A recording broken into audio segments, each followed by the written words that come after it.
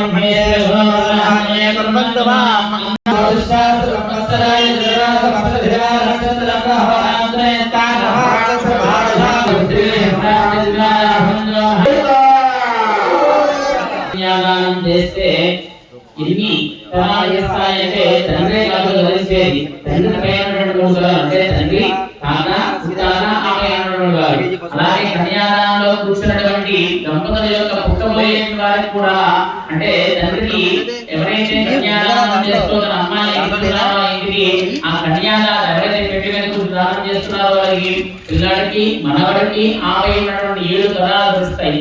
కానీ దేవతా కన్యాదానంలో ఎవరైతే కూర్చుంటారో వారిని చూసిన వారికి చేసుకున్న వారికి చేసుకున్నంత మహాదేవా అని చెప్పి దేవతా కళ్యాణంగా మనం ఎక్కడైనా జరిగేటప్పుడు చూస్తే మన జన్మదినార్థంతో పాటుగా కన్యాదాతలకి పెట్టిన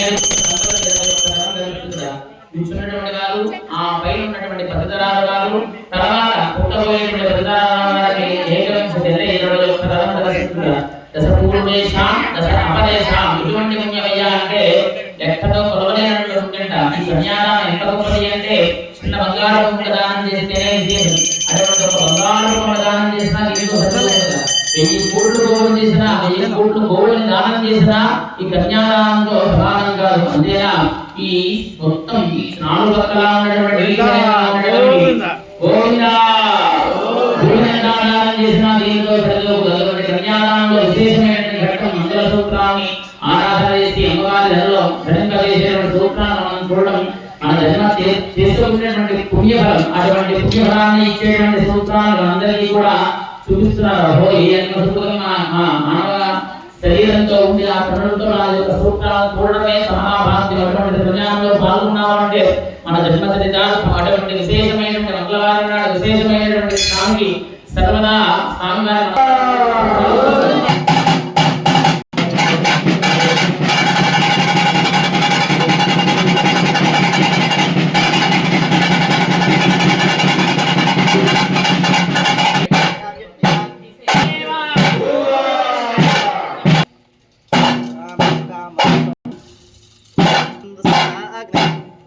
Hama